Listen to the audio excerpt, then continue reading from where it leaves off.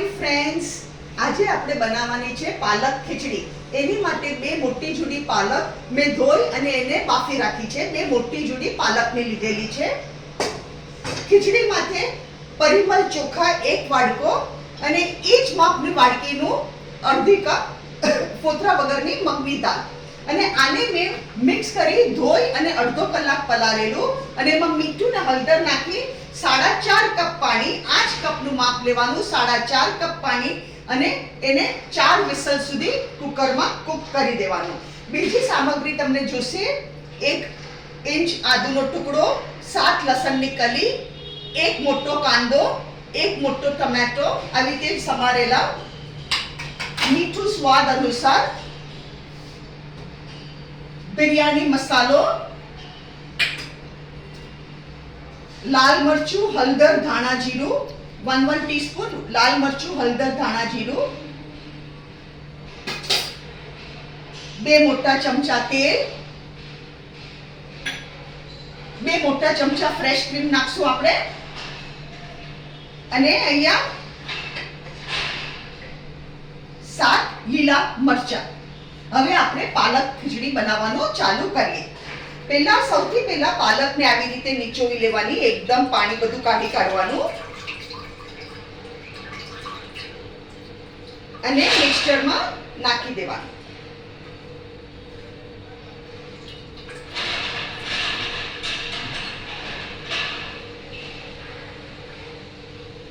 હવે એમાં આપણે આદુ અને લસણ નાખી દઈએ.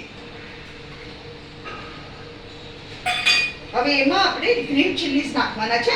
જેમ તમે તીખું ખાતા હો એટલું તમે ગ્રીન ચીલીઝ લઈ શકો છો. અમે જરા વધારે તીખું ખાઈએ છીએ એટલે મેં અહીંયા 8 લીલા મરચા લીધા છે. તમે જેટલું તીખું ખાતા હો એ પ્રમાણે તમે ગ્રીન ચીલીઝ લઈ શકો છો.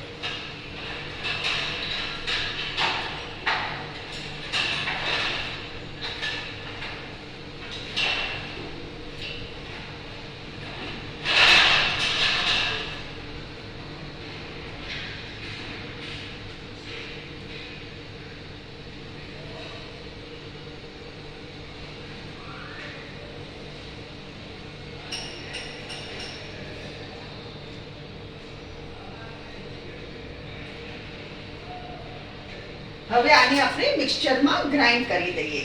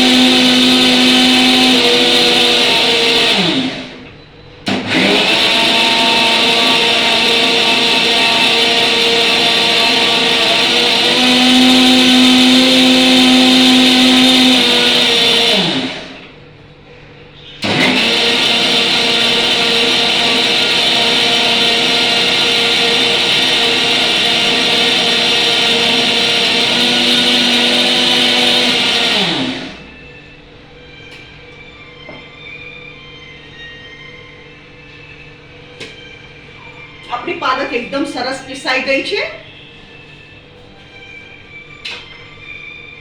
હવે આપણે બનાવવાનું ચાલુ કરીએ. આપણે આ જ નોનસ્ટિકમાં બનાવી કાઢશું. એના માટે નવ કરવાની જરૂર નથી, નવ લેવાની જરૂર નથી.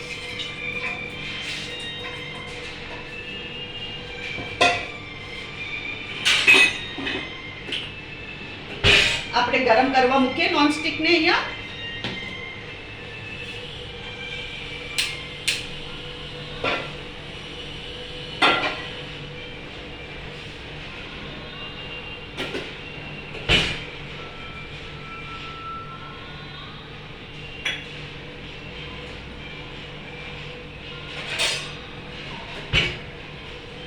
આપણું નોનસ્ટિક ગરમ થઈ ગયું છે. આમાં આપણે તેલ નાખશું, 2 મોટા ચમચા 2 ટેબલસ્પૂન ઓઇલ.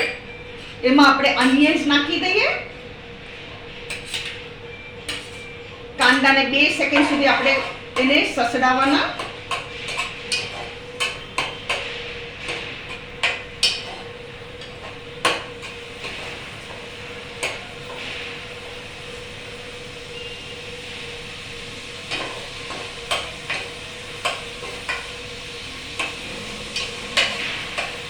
કાંદાનો કલર થોડો બદલાઈ જાય એટલે એમાં આપણે ટમાટર નાખી દઈશું.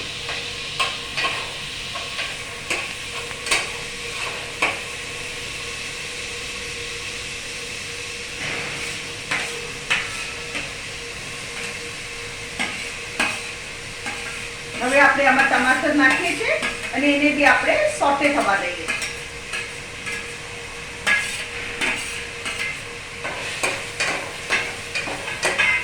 ટમેટા એકદમ પલ્પી થઈ જવા જોઈએ ત્યાં સુધી આપણે એને ચડાવવાના છે.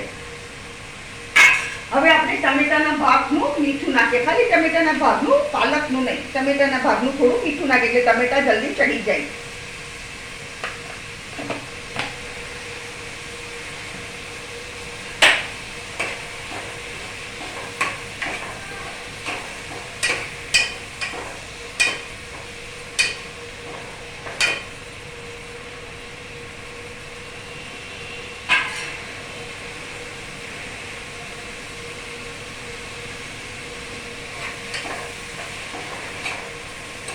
આપણા ટમેટા સોફ્ટ થઈ જાય પછી આપણે એમાં બધો મસાલો કરી દેવાનો છે.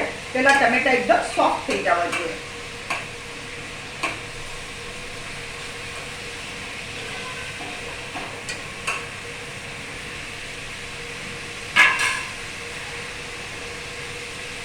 આજે મેં ગેસ ફાસ્ટ જ રાખ્યો છે, આપણે ધીરો ગેસ રાખવાની જરૂર નથી અને 2 મિનિટે આપણે હલાવતા રહીએ.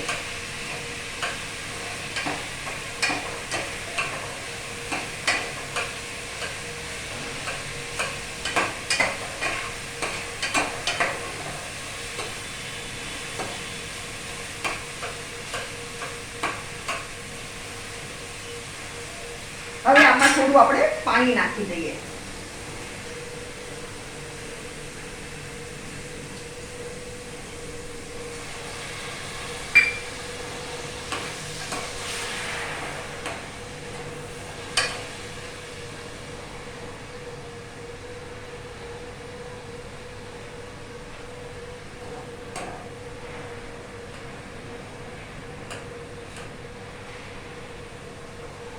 પાલક ખીચડી હેલ્થ માટે એકદમ સારી છે.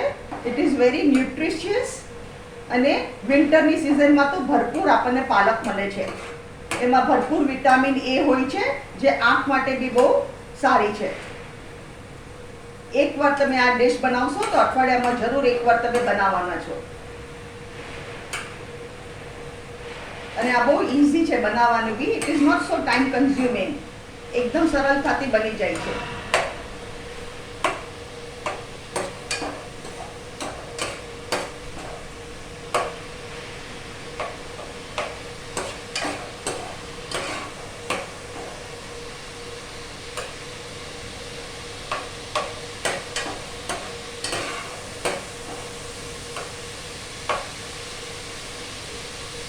હવે ગેસ ધીરો કરવાનો અને આપણે હવે આપણો મસાલો કરીએ. એમાં તમે જેટલું તીખું ખાતા હોય એ પ્રમાણે લાલ મરચાંની ભૂકી નાખવાની, હલ્દી પાવડર અને ધાણા જીરું પાવડર, 1 ટેબલસ્પૂન ધાણા જીરું પાવડર અને આપણો 1 ટેબલસ્પૂન બિરયાની મસાલો.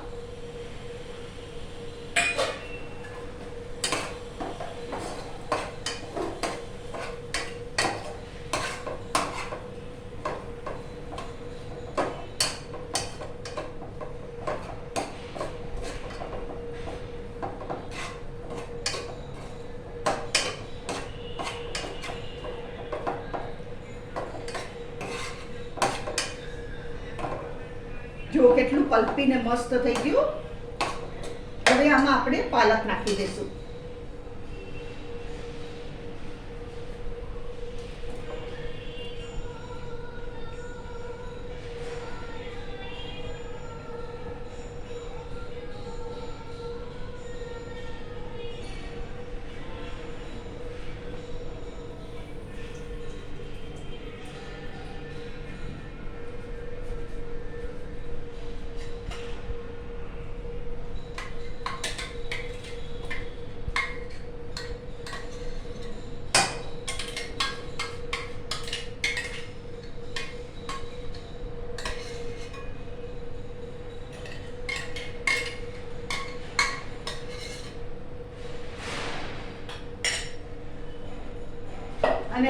પાલકના ભાગનું આપણે સોલ્ટ નાખી દઈએ, મીઠું નાખી દઈએ પાલકના ભાગનું.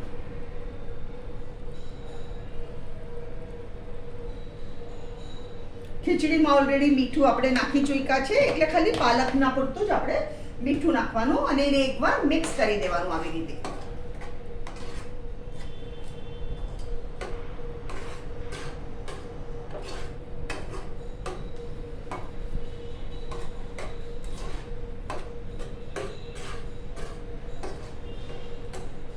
હવે આમાં આપણે ફ્રેશ ક્રીમ નાખવાનું છે.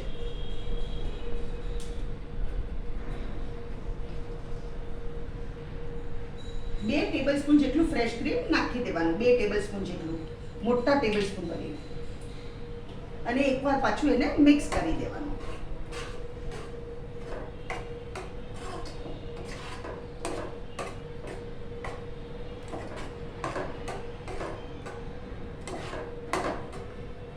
જ્યાં સુધી મારું ખીચડીનું કુકર ઠરે છે ત્યાં સુધી આપણે બીજી તૈયારી કરી લઈએ.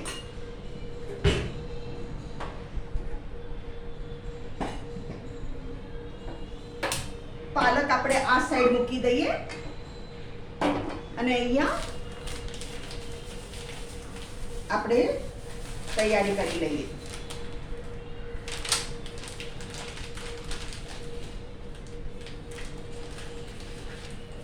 આપણે એક પાપડ શેકી રાખીએ.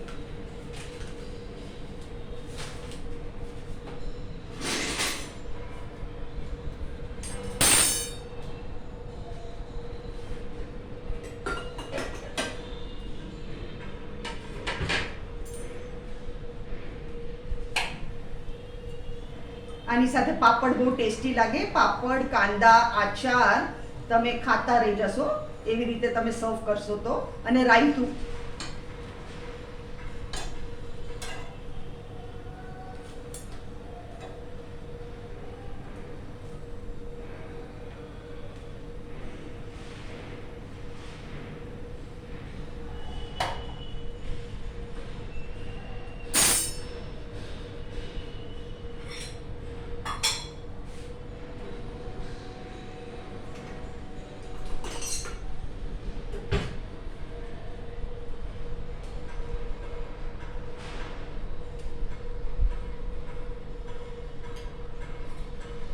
આ છે દહીં ટમેટાનું રાયતું.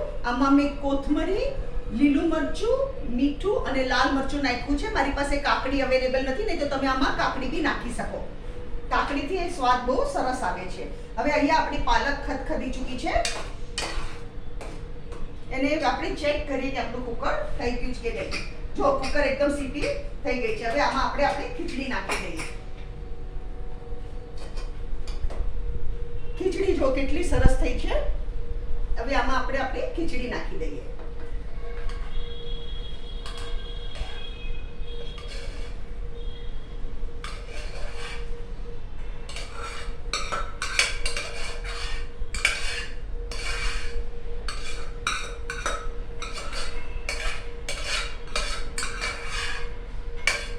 અને એકવાર એને આપણે બરાબર મિક્સ કરી દઈએ.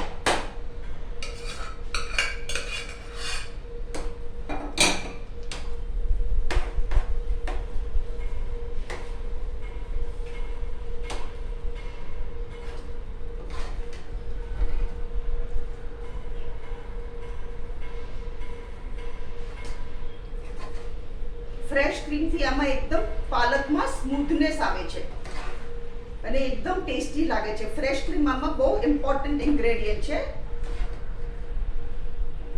પાલકમાં અલગ જ ટાઈપની રિચનેસ આવી જશે. તમારા જે તુરાસ હોય ને પાલકની બધી ચાલી જાય. તુરાસ ઘણીવાર પાલક બહુ તુરી લાગે.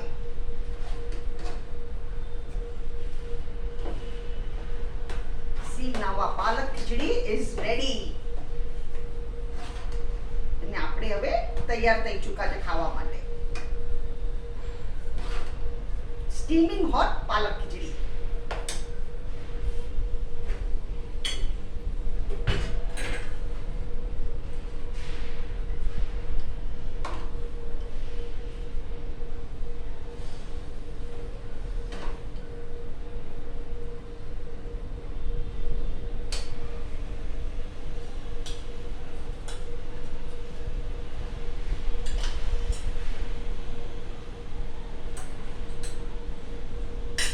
આપણી છે ડિલિશિયસ યમીએસ્ટ પાલક ખીચડી, પાપડ શેકેલો અને ટમાટર દહીંનું રાયતું.